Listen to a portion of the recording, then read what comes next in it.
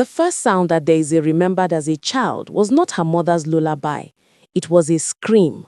She was barely 5 when she began to understand what pain looked like. Every night, her father's voice echoed through their small house in Ibadan, followed by her mother's cries. The walls shook, the plates rattled, and the house filled with the sound of fear.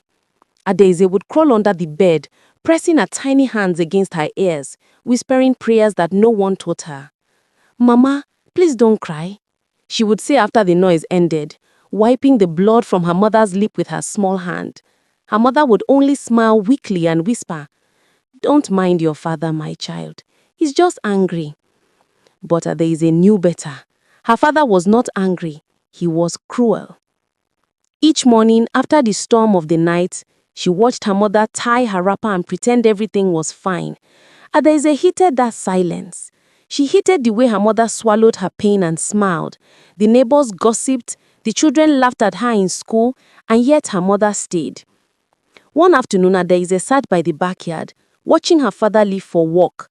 She clenched her fist and said aloud, "I will never be weak like Mama. No man will ever beat me." That day, she began her secret training.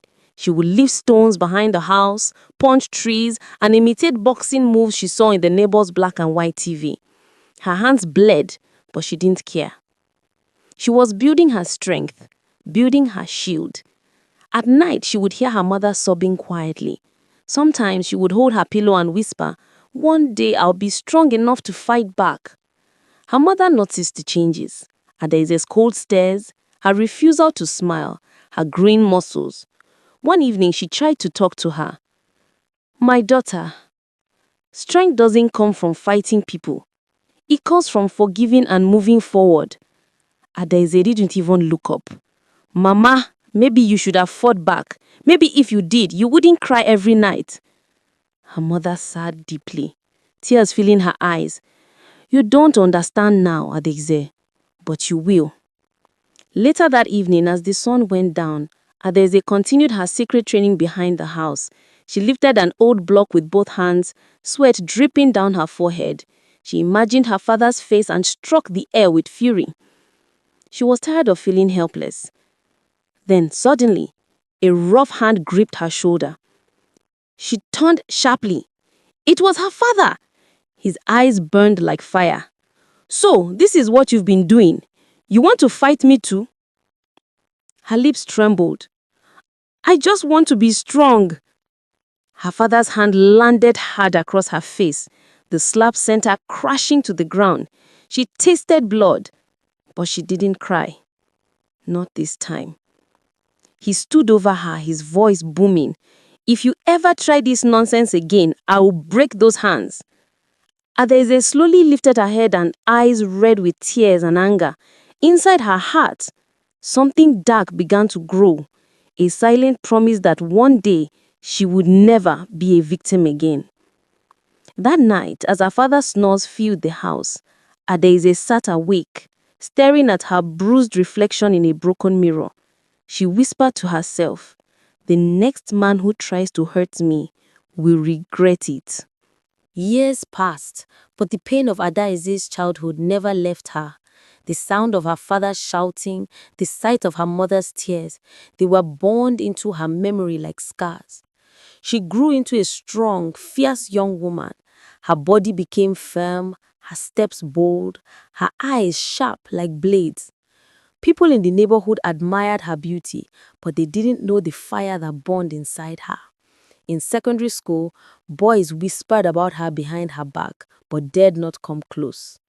Once, a boy tried to tease her in class, and she slammed his hand against the desk so hard he cried. Everyone started calling her Ada the Lioness. She didn't care. It made her feel powerful, untouchable.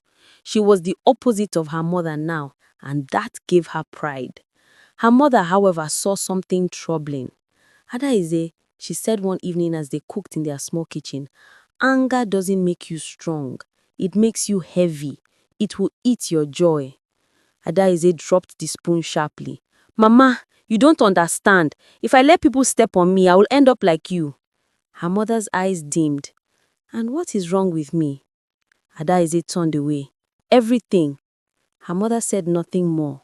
But that night, she prayed long into the night, whispering her daughter's name again and again. After school, Adaeze got a small job in a boutique. That was where she met Chike. He was a tall, calm man with kind eyes. He was gentle, soft-spoken, and always wore a neat smile. He often came to buy clothes for his younger sister, but soon his visits became frequent. One evening, he waited for her outside the boutique with a shy grin. "Can I walk you home?" Adaeze wanted to say no. Men were trouble, but something about his calm voice softened her heart. She agreed. As weeks passed, Chike's patience melted her walls. He never raised his voice, never pushed her to open up. He just listened. For the first time, Adaeze felt safe, but she also felt afraid. Deep inside, she wondered if that safety was just an illusion. When Chike proposed, her mother wept with joy. "My daughter, God has sent you peace." But Adaeze's heart whispered, "What if peace turns to pain again?" On their wedding day, she stood beside Chike, glowing in her white gown. Everyone said she looked like an angel. As the pastor pronounced them husband and wife, she forced a smile, hiding the fear crawling under her skin.